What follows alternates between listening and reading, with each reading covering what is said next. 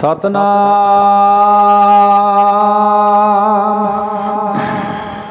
श्री वाहिगुरु साहिब जी।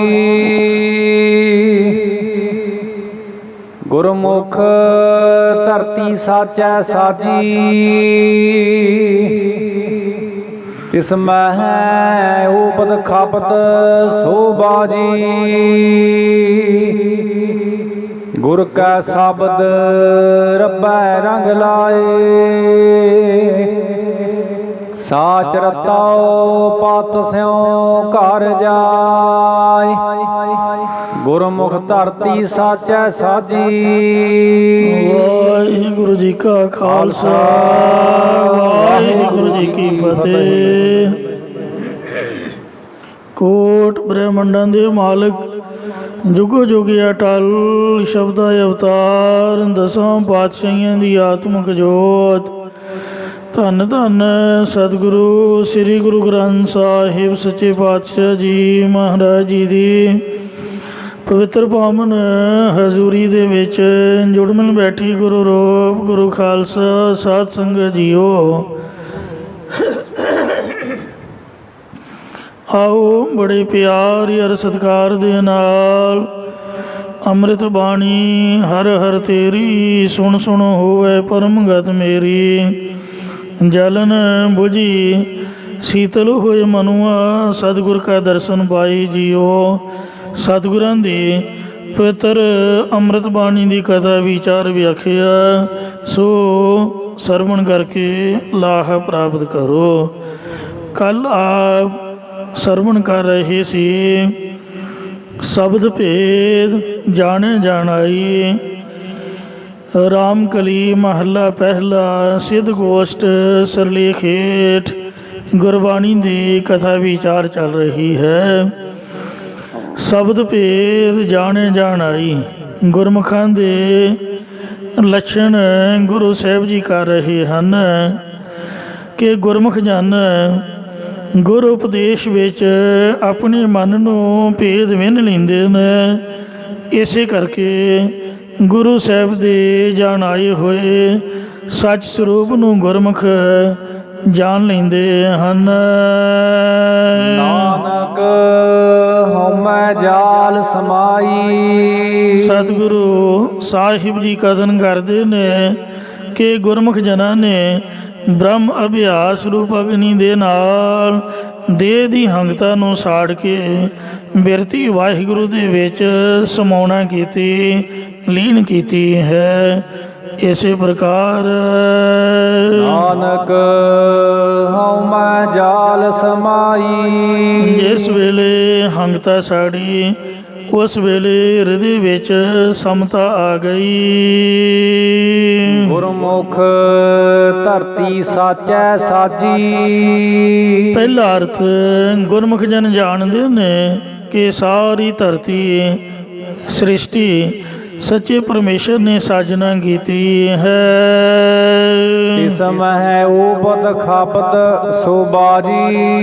इस सृष्टि विच जीवां नूं उत्पत करके फिर आप ही परमेश्वर सृष्टि के जीवां नूं नाश कर दिंदा है। इउं उस परमेश्वर दी एक ये बाजी खेड़ है।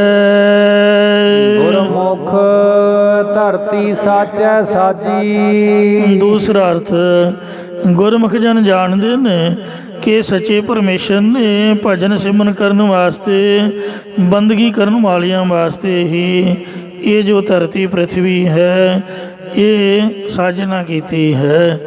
कबीर धरती साध की साधु संतां दे भजन सिमरन लई कबीर जी कहंदे धरती रब ने बनाई है पर तस्कर वैसा हैगा है। चोरां ने इस जगह के उपर आके आप दा कब्जा जमा लिया।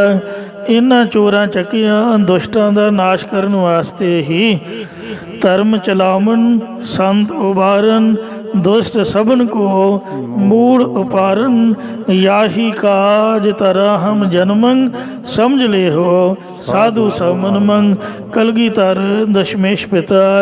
श्री गुरु गोबिंद सिंह साहब जी का पहला दुष्ट दमन का अवतार भी इसे प्रथाए होया। फिर कलयुग दे विच 10वें पातशाह का स्वरूप धारण करके इसे कारज वास्ते संसार दे विच आए ते छोटी जी उम्र दे विच ही गुरु साहब ने ये कारज संपूर्ण कर दिता। और फिर खालसा पंथ विच इहो जी स्पिरिट भरी पईए टोटे टोटे हो के मरनी मर जांदा पर कदी भी जुल्म दी ईन नहीं मनदा।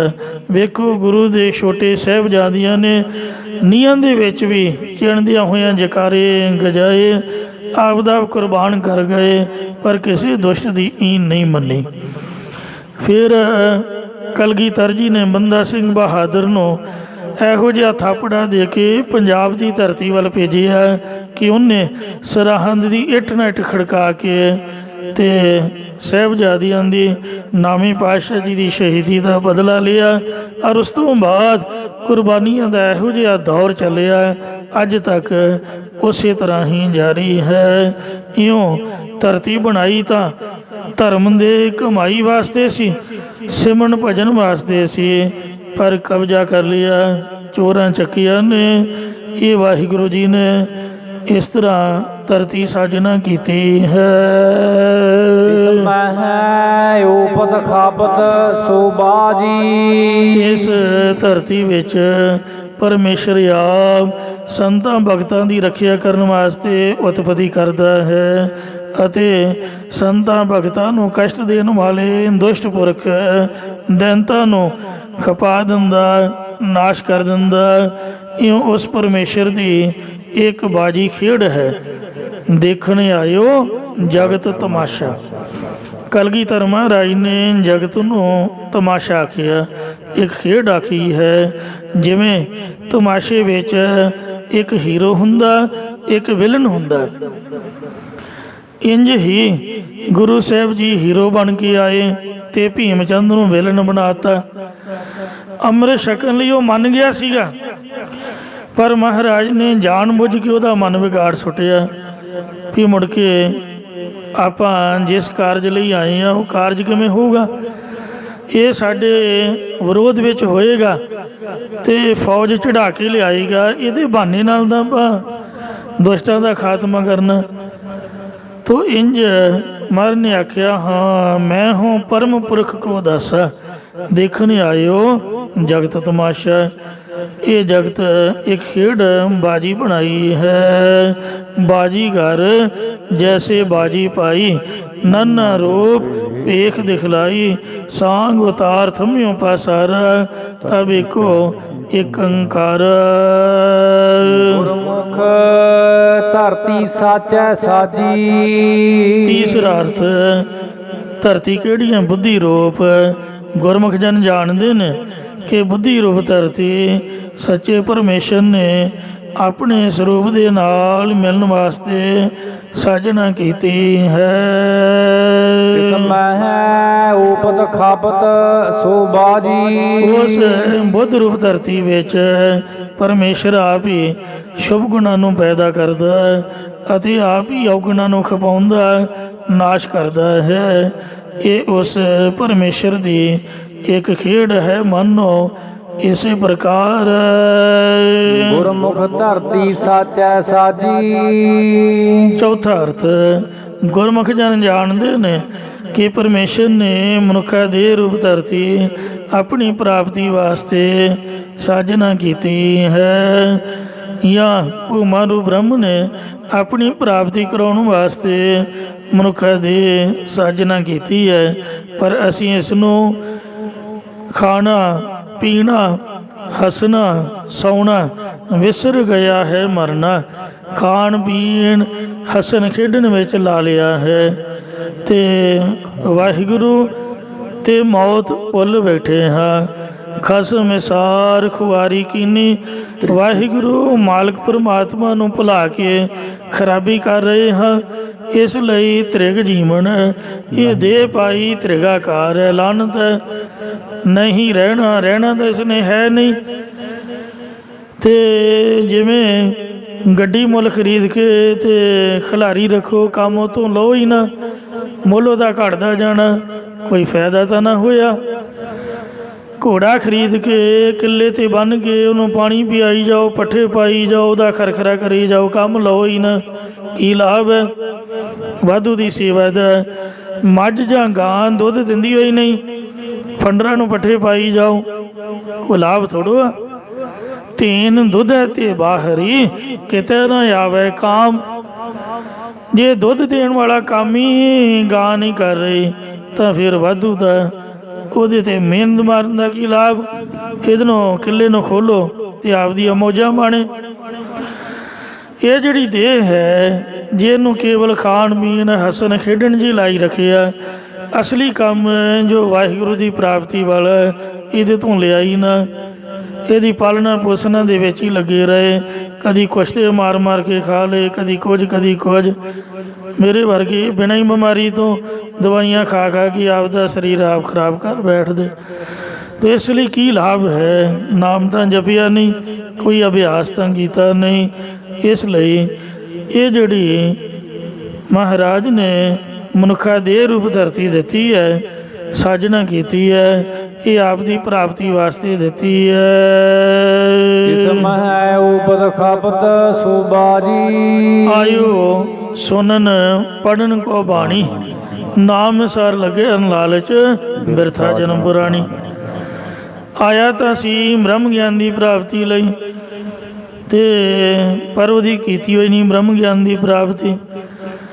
ਅਤੇ ਇਸ ਦੇਹ ਦੇ ਵਿੱਚ ਹੀ ਮਹਾਰਾਜ ਆਪ ਹੀ ਬ੍ਰਹਮ ਗਿਆਨ ਨੂੰ ਪੈਦਾ ਕਰਦਾ, ਜਿਹੜਾ ਧਰਮੀ ਬਣਦਾ। ਅਤੇ ਜਿਹੜੇ ਮਨਮੁਖ ਨੇ ਅਤੇ ਉਹਨਾਂ 'ਚ ਆਪ ਹੀ ਗਿਆਨ ਪੈਦਾ ਕਰ ਦਿੰਦਾ। ਗੁਰਮੁਖਾਂ 'ਚ ਗਿਆਨ ਪੈਦਾ ਕਰਕੇ ਅਤੇ ਅਗਿਆਨ ਨੂੰ ਖਪਾਉਣਾ ਕਰਦਾ, ਭਾਵ ਨਾਸ਼ ਕਰਦਾ। ਇਹ ਉਹਦੀ ਇੱਕ ਖੇਡ ਹੈ। ਜਿਸ ਮਹਿ ਉਪਤ ਖਾਪਤ ਸੋ ਬਾਜੀ। ਇਹ ਬਾਜੀ ਉਹਦੀ ਖੇਡ ਹੈ ਕਿ ਤਿਸ ਸਰੀਰ ਰੂਪੀ ਧਰਤੀ 'ਚ ਆਪ ਹੀ ਬ੍ਰਹਮ ਗਿਆਨ ਨੂੰ ਪੈਦਾ ਕਰਦਾ ਅਤੇ ਆਪ ਹੀ ਅਗਿਆਨ ਨੂੰ ਖਪਾਉਣਾ ਕਰਦਾ, ਨਾਸ਼ ਕਰਦਾ। ਹੁਣ ਪੰਜਵਾਂ ਅਰਥ ਸਰਵਣ ਕਰੋ। ਗੁਰਮੁਖ ਧਰਤੀ ਸਾਚੈ ਸਾਜੀ। ਧਰਤੀ ਕਿਹੜੀ ਹੈ? ਆ ਗੁਰਦੁਆਰਾ ਸਾਹਿਬ ਦੀ, ਸਾਧ ਸੰਗਤ ਦੀ। ਇਹ ਗੁਰਮੁਖਾਂ ਦੀ ਸੰਗਤ ਰੂਪ ਧਰਤੀ ਸੱਚੇ ਵਾਹਿਗੁਰੂ ਨੇ ਆਪ ਸਾਜਣਾ ਕੀਤੀ ਹੈ। ਇਸ ਮਹਿ ਉਪਤ ਖਾਪਤ ਸੋ ਬਾਜੀ। ਉਹ ਸੰਗਤ ਦੇ ਵਿੱਚ ਗੁਰਮੁਖ ਜਨ ਦੇ ਸੰਤ ਮਹਾਤਮਾ ਆਪਸ ਵਿੱਚ ਸੰਸਾਰ ਦੀ ਉਤਪਤੀ ਅਤੇ ਨਾਸ਼ ਹੋਣ ਦੀ ਵਿਚਾਰ ਕਰਦੇ ਰਹਿੰਦੇ ਨੇ, ਅਤੇ ਉਸੇ ਵਿਚਾਰ ਅਨੁਸਾਰ ਸੰਸਾਰ ਨੂੰ ਬਾਜੀਗਰ ਦੀ ਬਾਜੀ ਵੱਤ ਜਾਣਦੇ, ਭਾਵ ਮਿਥਿਆ ਨਿਸ਼ਚੈ ਕਰਦੇ ਹਨ।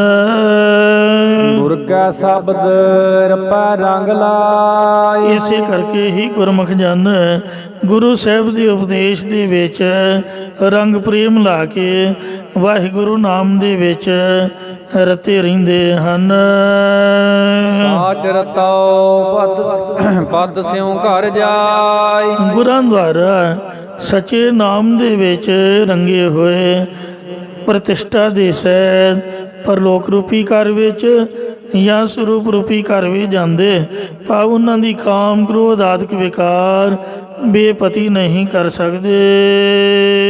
ਆਜ ਸ਼ਬਦ ਬਿਨ ਪਤ ਨਹੀਂ ਪਾਵੈ। ਸੱਚੇ ਗੁਰੂ ਸਾਹਿਬ ਦੇ ਉਪਦੇਸ਼ ਦੀ ਕਮਾਈ ਤੋਂ ਬਿਨਾ ਕੋਈ ਵੀ ਇਸ ਲੋਕ ਦੇ ਵਿੱਚ ਤੇ ਪਰਲੋਕ ਰੂਪੀ ਘਰ ਵਿੱਚ ਪ੍ਰਤਿਸ਼ਠਾ ਨਹੀਂ ਪਾਉਂਦਾ, ਇੱਜ਼ਤ ਨਹੀਂ ਪਾਉਂਦਾ, ਭਾਵ ਕਾਮ ਕ੍ਰੋਧ ਆਦਿਕ ਵਿਕਾਰ ਬੇਪਤੀ ਹੀ ਕਰਦੇ ਰਹਿੰਦੇ ਨੇ, ਜਾਂ ਪਤੀ ਪਰਮੇਸ਼ਰ ਨੂੰ ਨਹੀਂ ਪਾ ਸਕਦਾ।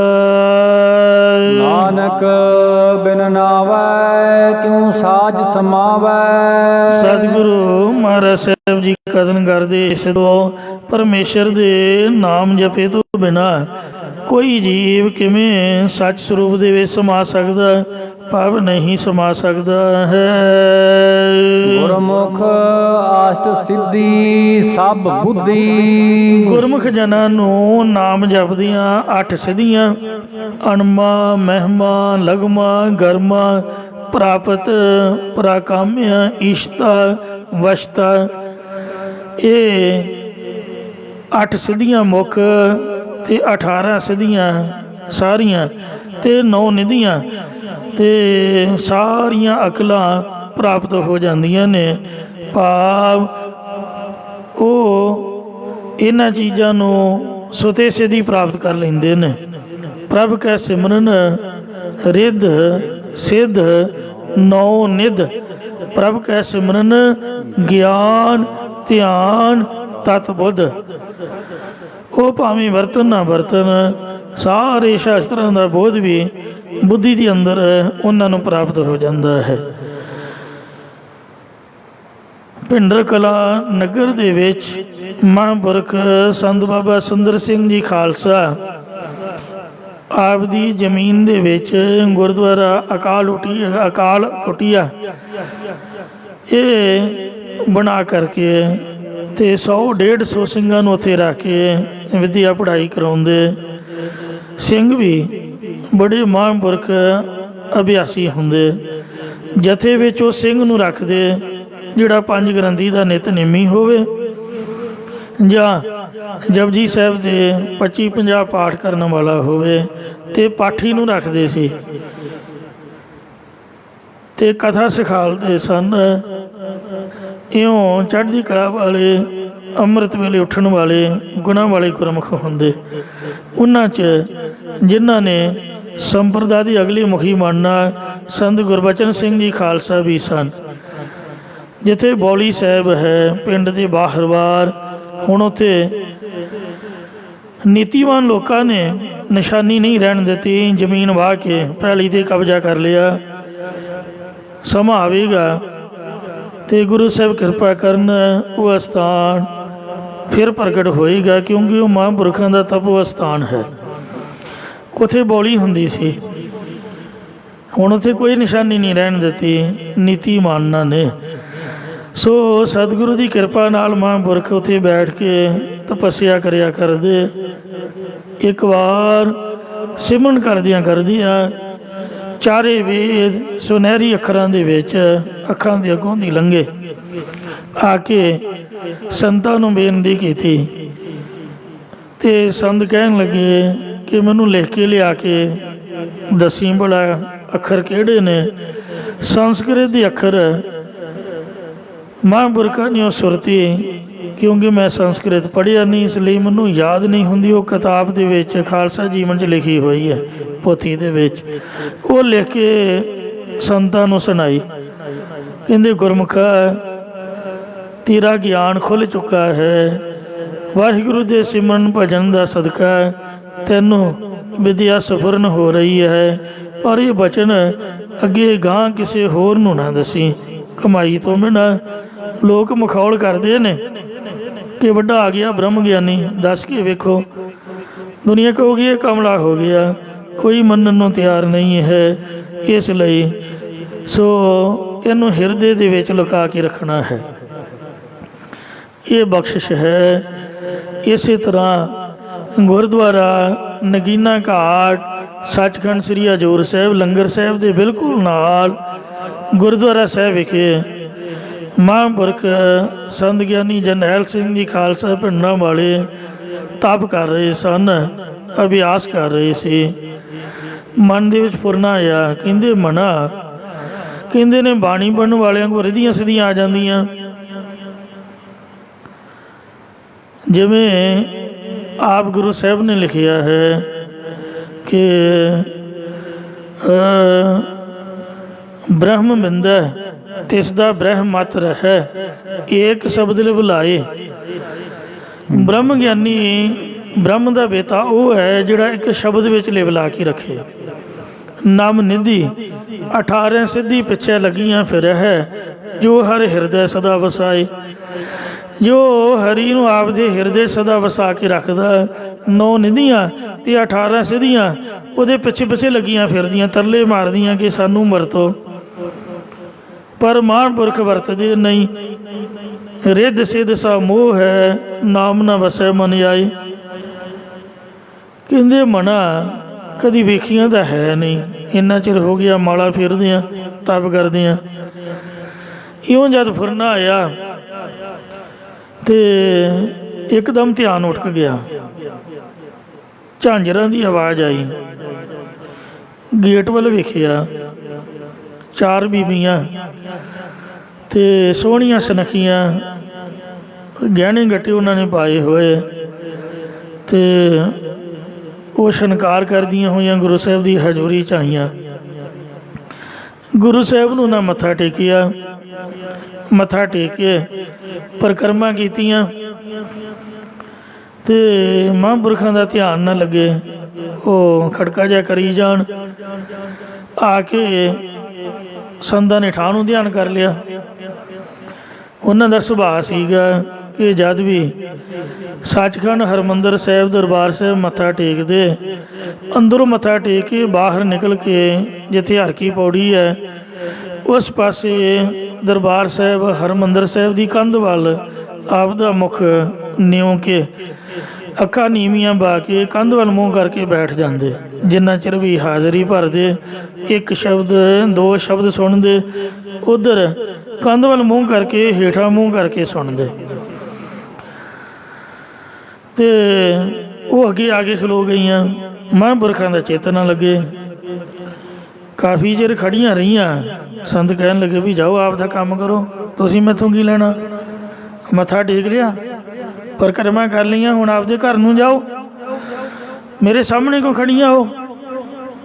ਜਾਓ ਆਪਦੇ ਰਾਏ ਪਾਓ, ਮੇਰੇ ਨਾਲ ਤੁਹਾਡਾ ਕੀ ਕੰਮ? ਉਹਨਾਂ ਹੱਥ ਜੋੜੇ, ਆਖਿਆ ਸੰਤ ਜੀ ਮਹਾਰਾਜ ਆਪ ਹੀ ਤਾਂ ਤੁਸੀਂ ਸਾਨੂੰ ਬੁਲਾਇਆ ਹੈ, ਹੁਣੇ ਤਾਂ ਤੁਸੀਂ ਯਾਦ ਕਰ ਰਹੇ ਸੀ, ਸਾਨੂੰ ਵਾਹਿਗੁਰੂ ਦਾ ਹੁਕਮ ਹੋਇਆ ਹੈ, ਅਸੀਂ ਆਪ ਦੀ ਸੇਵਾ ਵਿੱਚ ਹਾਜ਼ਰ ਹੋਈਆਂ। ਅਸੀਂ ਰਿੱਧੀਆਂ ਸਿੱਧੀਆਂ ਹਾਂ। ਰਿੱਧ ਨਾਮ ਹੈ ਆਨੰਦ ਦੀ ਤੋੜਦਾ ਦਾ, ਅਤੇ ਸਿੱਧੀ ਨਾਮ ਹੈ ਸ਼ਕਤੀਆਂ ਦਾ। ਸੰਤਾਂ ਦੇ ਕੋਲ ਇਹ ਦੋਵੇਂ ਚੀਜ਼ਾਂ ਸਨ ਜੋ ਅਸੀਂ ਆਪ ਦੀਆਂ ਅੱਖਾਂ ਨਾਲ ਵੇਖਿਆ ਹੈ। ਕਿਸੇ ਚੀਜ਼ ਦਾ ਕੋਈ ਵੀ ਘਾਟਾ ਨਹੀਂ ਸੀ, ਪ੍ਰਤੱਖ ਕਰਾਮਾਤ ਉਹਨਾਂ ਦੇ ਪਾਸ ਵਰਤਦੀ ਸੀਗੀ। ਇਹ ਕਰਾਮਾਤ ਹੀ ਹੈ। ਸਾਡੇ 2 ਨਿਆਣੇ ਸਾਡੇ ਕਹਿਣੇ ਵਿੱਚ ਨਹੀਂ, ਆਖੇ ਤੋਂ ਬਾਹਰ ਨੇ, ਅਤੇ ਉਹਨਾਂ ਸੰਤਾਂ ਦੇ ਪਿੱਛੇ ਵੇਖੋ ਸਾਰੀ ਸਿੱਖ ਕੌਮ ਦੇ ਨੌਜਵਾਨ ਬੱਚੇ ਅੱਜ ਵੀ ਜੇ ਉਹਨਾਂ ਦੀ ਕਿਤੇ ਆਵਾਜ਼ ਸੁਣ ਲੈਣ ਤੇ ਕਮਲੇ ਹੋਈ ਫਿਰਦੇ ਨੇ। ਸ਼ਰਟਾਂ ਦੇ ਮਗਰ ਉਹਨਾਂ ਨੇ ਨਾਂ ਲਿਖਾਇਆ ਹੋਇਆ, ਗੱਡੀਆਂ ਦੇ ਸਟੀਕਰ ਲਾਏ ਹੋਏ। ਤੇ ਇੱਕ ਕੱਲ੍ਹ ਪਰਸੋਂ ਹੀ ਮੈਨੂੰ ਮਿਲਿਆ, ਉਹ ਆਖਿਆ ਵੀ ਮੈਨੂੰ ਕੁੱਟ ਬੜੀ ਪਈ, ਉੱਥੇ ਲਿਖਿਆ ਜੋ ਹੈ ਭਿੰਡਰਾਂ ਵਾਲੇ ਗੱਡੀ 'ਤੇ ਪੁਲਿਸ ਵਾਲੇ ਕਹਿੰਦੇ ਵੀ ਇਹ ਤੂੰ ਕਿਉਂ ਲਿਖਿਆ ਹੋਇਆ? ਕਹਿਣ ਦਾ ਭਾਵ ਵੀ ਇੰਨਾ ਪਿਆਰ ਹੈ ਨੌਜਵਾਨਾਂ ਦਾ, ਇਹ ਕਰਾਮਾਤ ਹੀ ਸੀਗੀ। ਤੋ ਇਸ ਲਈ ਪਾਤਸ਼ਾਹ ਜੀ ਫਰਮਾਨ ਕਰਦੇ ਹਨ, ਮੈਂ ਗੁਰਮੁਖ ਧਰ ਗੁਰਮੁਖ ਅਸ਼ਟ ਸਿੱਧੀ ਸਭ ਬੁੱਧੀ। ਗੁਰਮੁਖ ਜਨਾਂ ਨੂੰ 8 ਸਿੱਧੀਆਂ ਮੁੱਖ ਤੇ ਸਾਰੀਆਂ ਅਕਲਾਂ ਘਰ ਬੈਠਿਆਂ ਪ੍ਰਾਪਤ ਹੋ ਜਾਂਦੀਆਂ। ਐਸੇ ਪ੍ਰਕਾਰ ਗੁਰਮੁਖ ਅਸ਼ਟ ਸਿੱਧੀ ਸਭ ਬੁੱਧੀ। ਗੁਰਮੁਖ ਜਨਾਂ ਨੇ 5 ਗਿਆਨ ਇੰਦਰੇ ਤੇ 3 ਗੁਣ, ਇਹਨਾਂ 8 ਨੂੰ ਵੀ ਗੁਰੂ ਉਪਦੇਸ਼ ਦੁਆਰਾ ਸਿੱਧ ਕਰ ਲਿਆ, ਭਾਵ ਜਿੱਤ ਲਿਆ ਹੈ। ਇਸੇ ਪ੍ਰਕਾਰ ਗੁਰਮੁਖ ਅਸ਼ਟ ਸਿੱਧੀ ਸਭ ਬੁੱਧੀ। 8 ਕਿਹੜੇ ਨੇ? ਵੈਰਾਗ, ਵਿਵੇਕ, ਖਟ ਸਮਧੀ ਤੇ ਮਮੋਖ। ਇਹ 4 ਸਾਧਨ ਨੇ ਗਿਆਨ ਦੇ, ਤੇ 3 ਸ਼ਰਵਣ ਮੰਨਣ ਤੇ ਨਿਧਿਆਸਨ, 3 ਇਹ ਤੇ ਚੌਥਾ ਤਤਵੰਗ ਦਾ ਸੰਸ਼ੋਧਨ। ਇਹ ਹੋ ਗਏ 8। ਇਹ 8 ਸਾਧਨ ਵੀ ਸਿੱਧ ਹੋ ਜਾਂਦੇ, ਭਾਵ ਸ਼ੁੱਧ ਹੋ ਗਏ ਹਨ, ਅਤੇ ਜੋ ਸਾਰੇ ਬੁੱਧੀ ਬੋਧ ਗਿਆਨ ਰੂਪ ਹੈ ਉਸ ਦੀ ਪ੍ਰਾਪਤੀ ਹੋ ਜਾਂਦੀ ਹੈ। ਇਸੇ ਤਰ੍ਹਾਂ ਗੁਰਮੁਖ ਅਸ਼ਟ ਸਿੱਧੀ ਸਭ ਬੁੱਧੀ। ਗੁਰਮੁਖਾਂ ਨੂੰ ਗਿਆਨ ਦੇ 8 ਗੁਣ ਵੀ ਪ੍ਰਾਪਤ ਹੋ ਜਾਂਦੇ ਤੇ ਸਾਰੇ ਗੁਰਮੁਖ ਜਨਾਂ ਨੂੰ ਸਰੂਪ ਦੇ ਗਿਆਨ ਬੋਧ ਵਾਲੀ ਬੁੱਧੀ ਵੀ ਪ੍ਰਾਪਤ ਹੋ ਜਾਂਦੀ ਹੈ। ਗੁਰਮੁਖ ਭਾਵ ਜਲ ਦਰਿਆ ਸੱਚ ਸੁਧੀ। ਗੁਰਮੁਖਾਂ ਦੀ ਸੰਗਤ ਕਰਕੇ ਸੰਸਾਰ ਸਮੁੰਦਰ ਤੋਂ ਤਰ ਜਾਈਦਾ ਹੈ ਤੇ ਸੱਚੀ ਪਵਿੱਤਰਤਾ ਪ੍ਰਾਪਤ ਹੋ ਜਾਂਦੀ ਹੈ। ਸਾਧ ਕੈ ਸੰਗ ਨਾਹੀ ਕਛ ਕਾਲ ਦਰਸ਼ਨ ਭੇਟਤ ਹੋਤ ਨਿਹਾਲ। ਜਿਨ੍ਹਾਂ ਨੇ ਸੰਤ ਗਿਆਨੀ ਗੁਰਬਚਨ ਸਿੰਘ ਜੀ ਖਾਲਸਾ ਪਿੰਡਾਂ ਵਾਲਿਆਂ ਦੀ ਰਸਨਾ ਤੋਂ ਕਥਾ ਸਰਵਣ ਕਰ ਲਈ, ਉਹਨਾਂ ਨੂੰ ਕੁਝ ਹੋਰ ਸੁਣਨ ਦੀ ਇੱਛਾ ਨਹੀਂ ਰਹਿ ਗਈ। ਮਹਾਂਪੁਰਖਾਂ ਨੇ ਜਿਸ ਤਰ੍ਹਾਂ ਦੁੱਧ ਵਿੱਚੋਂ ਦਹੀਂ ਤੇ ਮੱਖਣ ਕੱਢ ਲਈਦਾ, ਇਹ ਮੱਖਣ ਦੇ ਦੇਸੀ ਘਿਓ ਖਿਲਾਇਆ ਹੈ। ਘਿਓ ਖਿਲਾ ਕੇ ਇਹ ਗੁਰਬਾਣੀ ਦੀ ਕਥਾ ਦਾ ਤੇ ਬੇਅੰਤਾਂ ਦਾ ਪਾਰ ਉਤਾਰਾ ਕੀਤਾ। ਜਿਨ੍ਹਾਂ ਨੇ ਉਹਨਾਂ ਦੀ ਸੰਗਤ ਕੀਤੀ, ਉਹਨਾਂ ਦੀ ਸੰਗਤ ਦੁਆਰਾ ਬੇਅੰਤਾਂ ਦੀ ਕਲਿਆਣ ਹੋਈ ਔਰ ਹੋ ਰਹੀ ਹੈ। ਸੋ ਜਿਨ੍ਹਾਂ ਨੇ ਮਹਾਂਪੁਰਖ ਬਾਬਾ ਠਾਕੁਰ ਸਿੰਘ ਸਾਹਿਬ ਖਾਲਸਾ ਜੀ ਦੀ ਸੰਗਤ ਨੂੰ ਮਾਣਿਆ ਹੈ, ਜਿੰਨੇ ਵੀ ਗੁਰਮੁਖ ਪਿਆਰੇ, ਉਹਨਾਂ ਸਾਰਿਆਂ ਨੂੰ ਭਾਵੇਂ ਕਿ ਚੰਚਲ ਸੁਭਾਅ ਵਾਲੇ ਵੀ ਹੁੰਦੇ, ਪਰ ਗੁਰਬਾਣੀ ਉਹਨਾਂ ਕੋਲੋਂ ਸੁਣ ਕੇ ਬਾਰ-ਬਾਰ ਕਹਿਣਾ ਸੁਖਮਨੀ ਸਾਹਿਬ ਸੁਣਾਓ ਤੇ ਦੱਖਣੀ ਓਂਕਾਰ ਸੁਣਾਓ, ਜਪਜੀ ਸਾਹਿਬ ਸੁਣਾਓ, ਇਉਂ ਸੁਤੇ ਸਿੱਧੀ ਪਤਾ ਵੀ ਨਾ ਲੱਗਣ ਦਿੰਦੇ ਤੇ ਬੰਦੇ ਦੀ ਕਲਿਆਣ ਕਰੀ ਜਾਂਦੇ। ਇਉਂ ਬਾਣੀ ਜ਼ਬਾਨੀ ਯਾਦ ਕਰਵਾ ਦਿੰਦੇ।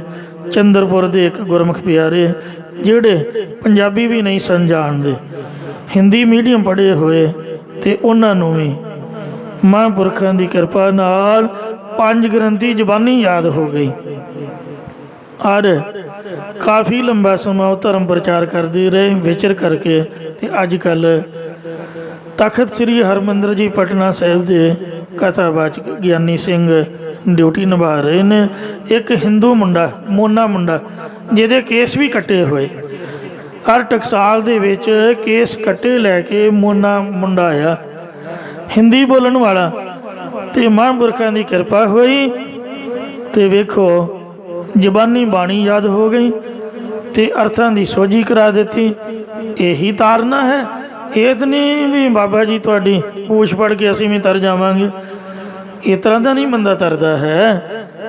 ਤਰਨ ਦਾ ਮਤਲਬ ਇਹੀ ਹੈ ਕਿ ਉਹਨਾਂ ਨੂੰ ਗੁਰੂ ਜੀ ਦੀ ਬਾਣੀ ਪੜ੍ਹਾ ਕੇ, ਸਰਵਣ ਕਰਾ ਕੇ, ਬਾਣੀ ਦੀ ਸੋਝੀ ਦੇ ਕੇ ਤੇ ਸੰਗਤ ਦੇ ਵਿੱਚ ਲਾ ਕੇ, ਸੇਵਾ ਸਿਮਰਨ ਚ ਲਾ ਕੇ ਫਿਰ ਰੱਬ ਦੇ ਪਿਆਰੇ ਧਾਰਦੇ ਹਨ। ਆਪ ਤਰੇ ਤਾਰੇਨ ਸਰਿੱਠਾ। ਇੱਕ ਗਿਆਨੀ ਬਲਦੀਪ ਸਿੰਘ ਜੀ ਇੰਗਲੈਂਡ ਤੋਂ, ਤੇ ਜਿਨ੍ਹਾਂ ਨੂੰ ਕੇਵਲ ਅੰਗਰੇਜ਼ੀ ਦੇ ਅੱਖਰ ਹੀ ਆਉਂਦੇ ਸੀਗੇ, ਮੈਂ ਖੁਦ ਆਪ ਉਹਨਾਂ ਨੂੰ ਉਡਾੜਾ ਪੜ੍ਹਾਉਂਦਾ ਰਿਹਾ, ਤੇ ਮਹਾਰਾਜ ਦੀ ਕਿਰਪਾ ਨਾਲ 5 ਬਾਣੀਆਂ ਉਹਨਾਂ ਨੂੰ ਪਹਿਲਾਂ ਹੀ ਯਾਦ ਸਨ। ਗੁਰੂ ਸਾਹਿਬ ਦੀ ਇੰਨੀ ਕਿਰਪਾ ਸੀਗੀ। ਸੰਤਾਂ ਦੇ ਦਰਸ਼ਨ ਉੱਥੇ ਇੰਗਲੈਂਡ 'ਚ ਹੀ ਕਰਦੇ ਰਹੇ। ਤੇ ਸਿੰਘ ਸਾਹਿਬ ਗਿਆਨੀ ਰਾਮ ਸੋਹ ਦੀ ਕੈਸਟ ਸੁਣ ਕੇ ਕਹਿੰਦੇ 5 ਬਾਣੀਆਂ ਉਹੀ ਯਾਦ ਕਰ ਲਈਆਂ, ਅੱਖਰਾਂ ਦੀ ਪਹਿਚਾਣ ਨਹੀਂ। ਐਸੀ ਮਹਾਰਾਜ ਦੀ ਕਿਰਪਾ ਹੋਈ। ਸੰਤਾ ਸੰਗਤ ਪਾਈਐ ਜਿਤ ਜਮ ਗਏ ਪੰਥ ਨ ਜਾਈਐ, ਤੋਸਾ ਹਰ ਕਾ ਨਾਮ ਲੈ ਤੇਰੇ ਕੁਲੇ ਨਾ ਲੱਗੇ ਗਾਲ ਜੀਓ। ਉਹ ਵੀ ਗਿਆਨੀ ਸਿੰਘ ਬਣੇ ਤੇ ਅੱਜ ਕੱਲ੍ਹ ਇੰਗਲੈਂਡ ਦੇ ਵਿੱਚ ਬਰਮਿੰਘਮ ਗੁਰਦੁਆਰਾ ਸਮੈਦਕ ਗੁਰਮੁਖ ਪਿਆਰਿਆਂ ਨੂੰ ਸੰਥਿਆ ਕਰਾ ਰਹੇ ਨੇ। ਇੱਧਰ ਉੱਧਰ ਵਿਚਰ ਕੇ ਧਰਮ ਪ੍ਰਚਾਰ ਕਰਦੇ ਨੇ।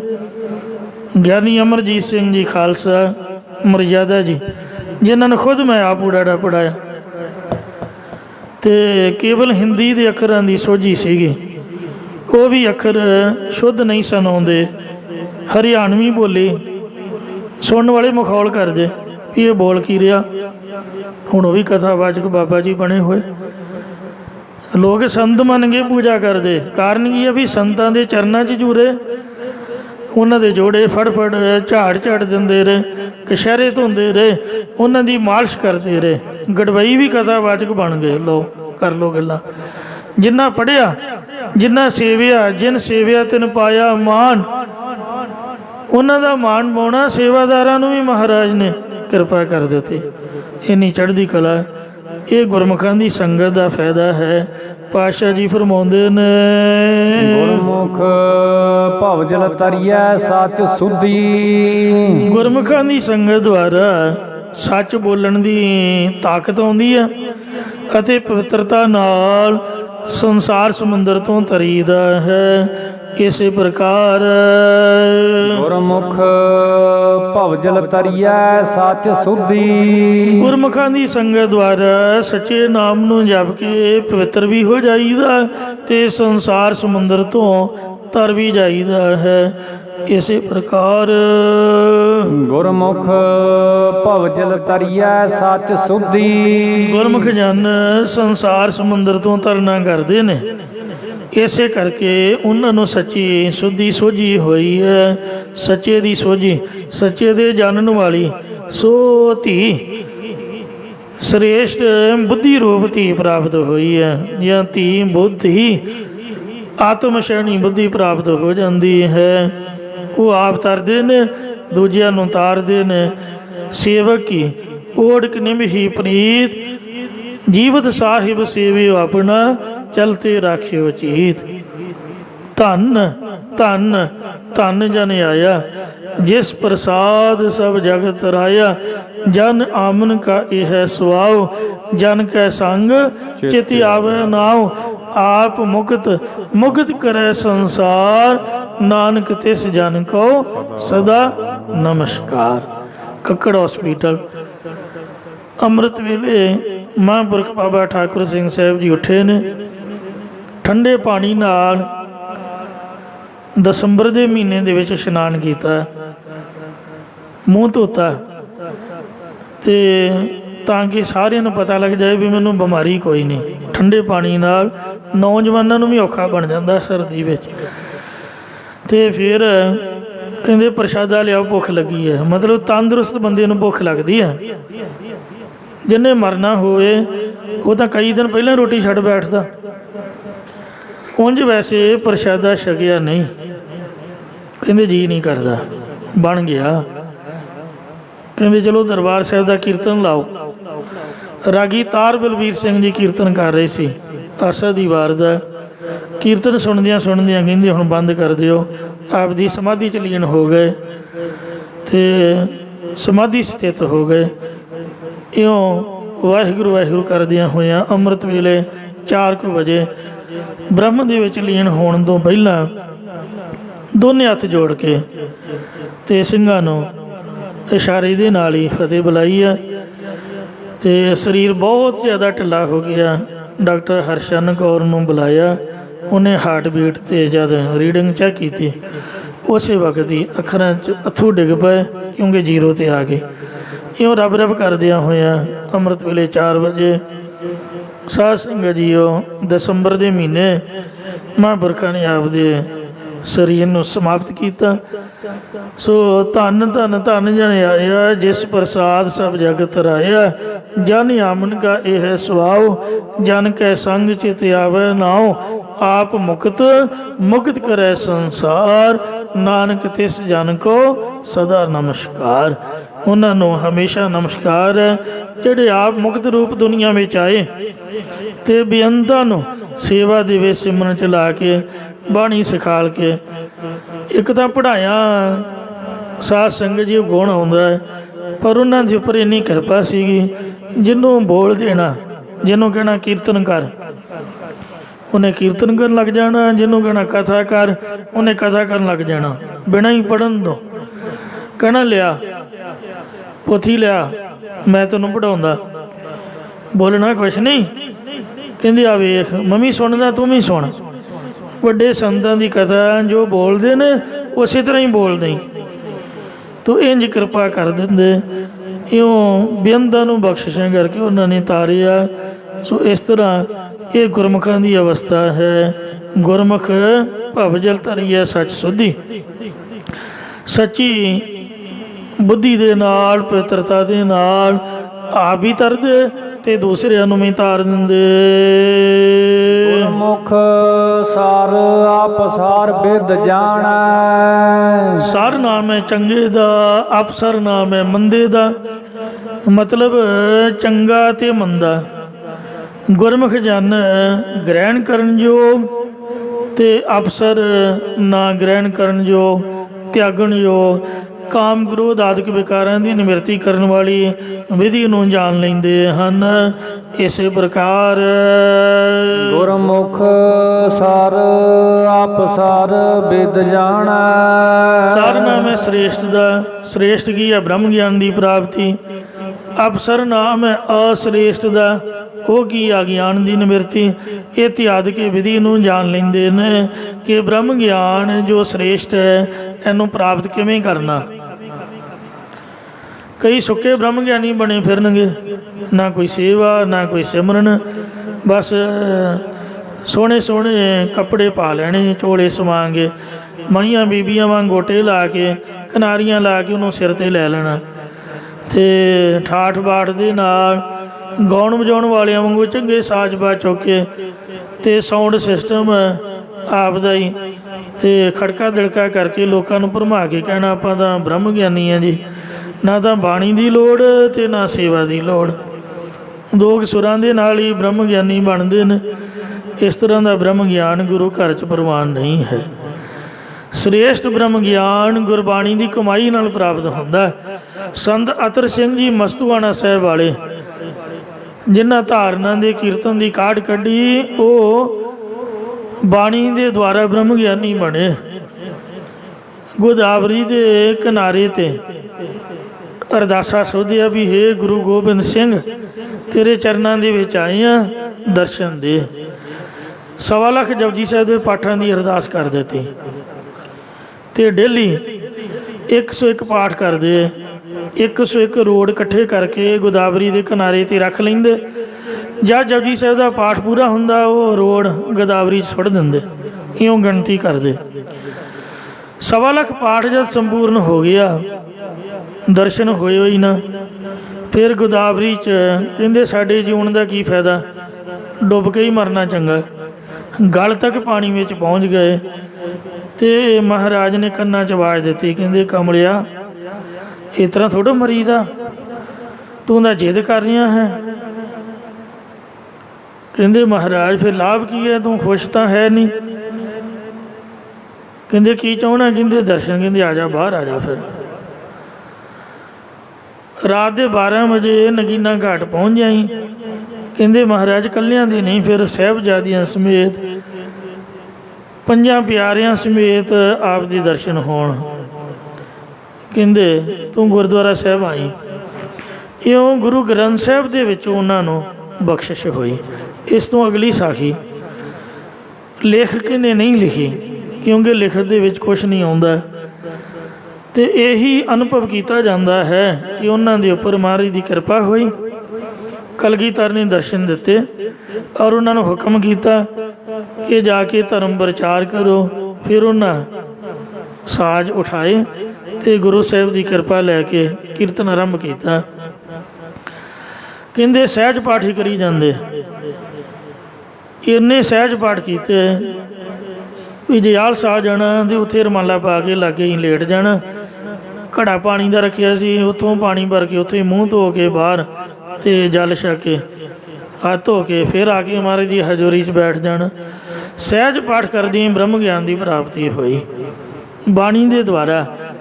ਬਾਣੀ ਤੋਂ ਬਗੈਰ ਬ੍ਰਹਮ ਗਿਆਨ ਕਾਹਦਾ ਹੈ, ਇਹ ਝੂਠ ਹੈ। ਗੁਰੂ ਨਾਨਕ ਸਾਹਿਬ ਦੀ ਕਿਰਪਾ ਤੋਂ ਬਗੈਰ ਤਾਂ ਕੁਛ ਹੁੰਦਾ ਹੀ ਨਹੀਂ। ਬਾਬਾ ਸੁੰਦਰ ਸਿੰਘ ਜੀ ਖਾਲਸਾ ਨੇ ਬੋਪਾਰਾਏ ਨਗਰ ਵਿਖੇ 1.25 ਲੱਖ ਜਪਜੀ ਸਾਹਿਬ ਦੇ ਪਾਠ ਸਿੰਘਾਂ ਕੋਲੋਂ ਕਰਵਾਏ। ਸਾਰਿਆਂ ਨੂੰ ਪਾਠ ਵੰਡੇ।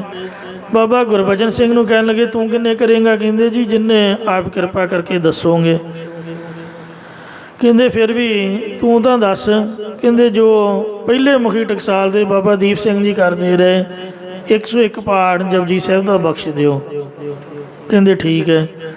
ਡੇਲੀ 101 ਜਪਜੀ ਸਾਹਿਬ ਦਾ ਪਾਠ ਕਰਿਆ ਕਰਦੇ। ਇੱਕ ਵਾਰ 84ਵਾਂ ਪਾਠ ਚੱਲ ਰਿਹਾ ਸੀ, ਪੰਕਤੀ ਚੱਲ ਰਹੀ ਸੀ ਅਮੁੱਲ ਗੁਣ ਅਮੁੱਲ ਵਪਾਰ ਅਮੁੱਲ ਵਪਾਰੀਏ ਅਮੁੱਲ ਭੰਡਾਰ। ਵਾਹਿਗੁਰੂ ਦੇ ਅਮੋਲਕ ਗੁਣ ਹਨ ਅਤੇ ਗੁਣਾਂ ਦਾ ਵਪਾਰ ਕਰਨ ਵਾਲੇ ਸੰਤ ਵੀ ਅਮੋਲਕ ਨੇ। ਇਉਂ ਸੰਗਤ ਵੀ ਅਮੋਲਕ ਹੈ। ਜਿਹੜੇ ਵਪਾਰੀ ਇਕੱਠੇ ਹੋਏ ਨੇ ਇਹਨਾਂ ਨਾਲ ਮਿਲ ਕੇ ਜਿਹੜੇ ਵਪਾਰ ਕਰਦੇ ਉਹ ਵੀ ਅਮੋਲਕ ਹਨ।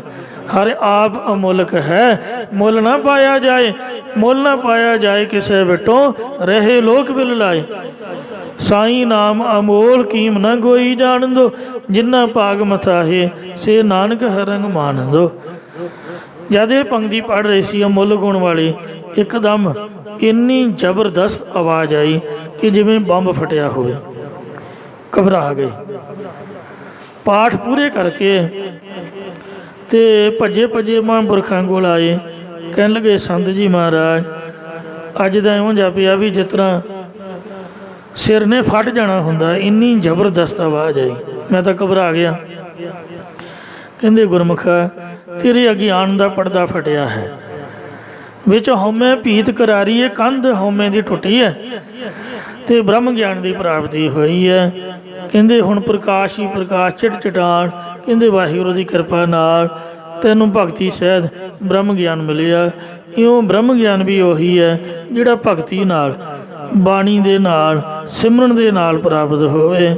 ਪਾਤਸ਼ਾਹ ਜੀ ਕਥਨ ਕਰਦੇ ਹਨ ਕਿ ਬ੍ਰਹਮ ਗਿਆਨ ਜਿਹੜਾ ਸ੍ਰੇਸ਼ਟ ਉਹਦੀ ਪ੍ਰਾਪਤੀ ਤੇ ਅਸ੍ਰੇਸ਼ਟ ਅਗਿਆਨ ਦੀ ਨਿਵਰਤੀ ਇਤਿਆਦਿਕ ਇਹ ਵਿਧੀ ਗੁਰਮੁਖ ਗੁਰਾਂ ਦੇ ਪਾਸੋਂ ਜਾਣ ਲੈਂਦੇ।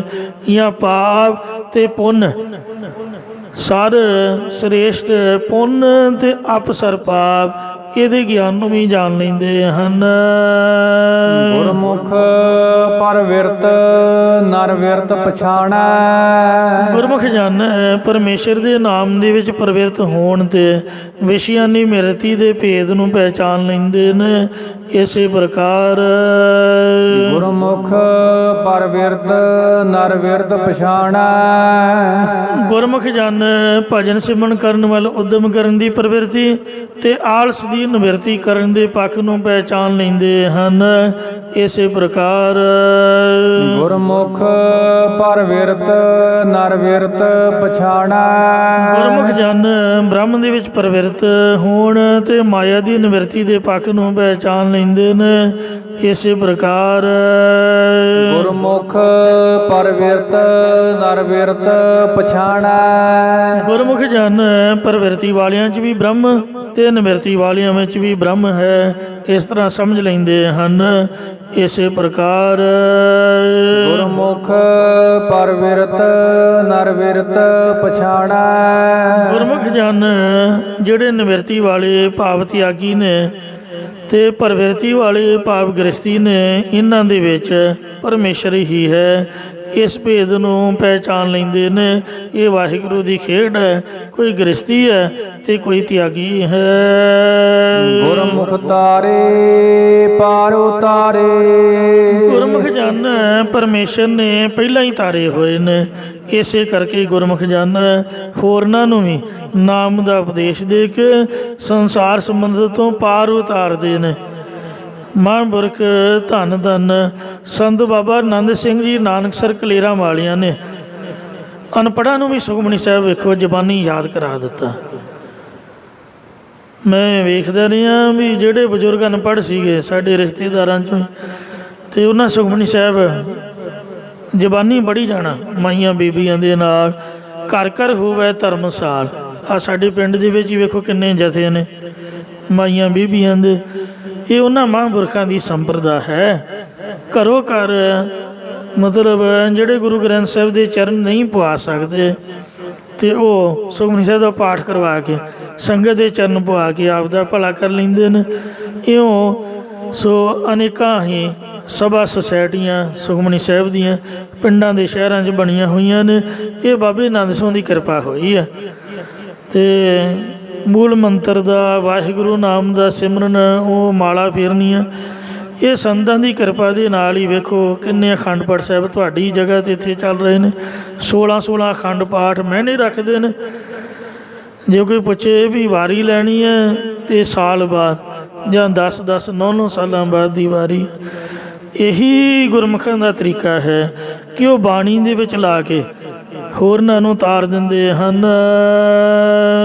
ਗੁਰਮੁਖ ਨਾਨਕ ਗੁਰਮੁਖ ਸ਼ਬਦ ਨਿਸਤਾਰੇ। ਜੇ ਤੁਸੀਂ ਕਹੋ ਵੀ ਗੁਰਮੁਖ ਕਿਹਨੂੰ ਕਹਿ ਰਹੇ ਹੋ, ਉਚਾਰਨ ਕਰੋ ਸਤਨਾਮ ਸ੍ਰੀ ਵਾਹਿਗੁਰੂ। ਨਾਨਕ ਗੁਰਮੁਖ, ਗੁਰੂ ਨਾਨਕ ਸਾਹਿਬ ਵੀ ਗੁਰਮੁਖ ਨੇ। ਜੋ ਮੁਖੀ ਗੁਰੂ ਹਨ ਉਹਨਾਂ ਦੀ ਕਿਰਪਾ ਵਾਲੇ ਜਿੰਨੇ ਵੀ ਨੇ ਸਭ ਗੁਰਮੁਖ ਨੇ, ਜੋ ਸ਼ਬਦ ਨੂੰ ਪੜ੍ਹਦੇ ਨੇ, ਸ਼ਬਦ ਦਾ ਅਭਿਆਸ ਕਰਦੇ ਨੇ, ਆਪ ਕਮਾਓ ਅਵਰਾ ਉਪਦੇਸ਼ ਅਤੇ ਦੂਸਰਿਆਂ ਨੂੰ ਸ਼ਬਦ ਦੇ ਵਿੱਚ ਜੋੜਦੇ ਨੇ, ਉਹ ਗੁਰਮੁਖ ਹਨ। ਸੰਸਾਰ ਸਮੁੰਦਰ ਤੋਂ ਤਾਰਦੇ ਹਨ। ਨਾਮੇ ਰਾਤੇ ਹਉਮੈ ਜਾਈ। ਨਾਮ ਦੇ ਵਿੱਚ ਜਿਹੜੇ ਰੰਗੇ ਨੇ ਉਹਨਾਂ ਦੀ ਹੰਗਤਾ ਮਮਤਾ ਨਿਵਰਤ ਹੋ ਜਾਂਦੀ ਹੈ। ਨਾਮ ਰਤੇ ਸੱਚ ਰਹੇ ਸਮਾਈ। ਜੋ ਵਾਹਿਗੁਰੂ ਨਾਮ 'ਚ ਰੰਗੇ ਰਹਿੰਦੇ ਉਹ ਹਰ ਵਕਤ ਸਤ ਸਰੂਪ ਬ੍ਰਹਮ ਦੇ ਵਿੱਚ ਭੇਦ ਹੋਏ ਰਹਿੰਦੇ ਹਨ। ਨਾਮ ਰਤੇ ਜੋਗ ਜੁਗਤ ਵਿਚਾਰ। ਜੋ ਵਾਹਿਗੁਰੂ ਨਾਮ 'ਚ ਰੰਗੇ ਨੇ ਅਸਲ ਜੋਗ ਦੀ ਜੁਗਤੀ ਨੂੰ ਉਹੀ ਵਿਚਾਰਦੇ ਨੇ। ਗੁਰਸਿੱਖ ਜੋਗੀ ਜਾਗਦੇ, ਮਾਇਆ ਅੰਦਰ ਕਰਨ ਉਦਾਸੀ। ਅੱਜ ਕੱਲ੍ਹ ਦੇ ਜੋਗੀ ਤਾਂ ਮੰਗਤੇ ਬਣੇ ਹੋਏ ਹਨ। ਮਾੜਾ ਜਿਹਾ ਆਪਦਾ ਸੋ ਭਗਵਾਨ ਝੋਲਾ ਪਾ ਲੈਣਾ ਅਤੇ ਠੋਠੇ ਜਿਹੇ ਪਕੜ ਲੈਣੇ, ਸਿਰਫ ਮੰਗਣ ਵਾਸਤੇ ਹੀ ਯੋਗਾ ਅਭਿਆਸ ਦਾ ਸਟੰਡ ਕੀਤਾ ਹੋਇਆ। ਯੋਗ ਦਾ ਅਰਥ ਹੈ ਜੁੜਨਾ। ਗੁਰਮੁਖ ਸ਼ਬਦ ਦੇ ਵਿੱਚ ਆਪਦੀ ਬਿਰਤੀ ਨੂੰ ਜੋੜਦੇ ਨੇ, ਜਾਂ ਹਠ ਯੋਗ, ਪਗ ਯੋਗ ਆਦਿਕ ਯੋਗ ਦੀ ਜੁਗਤੀ ਨੂੰ ਗੁਰਮੁਖ ਵਿਚਾਰਦੇ ਹਨ।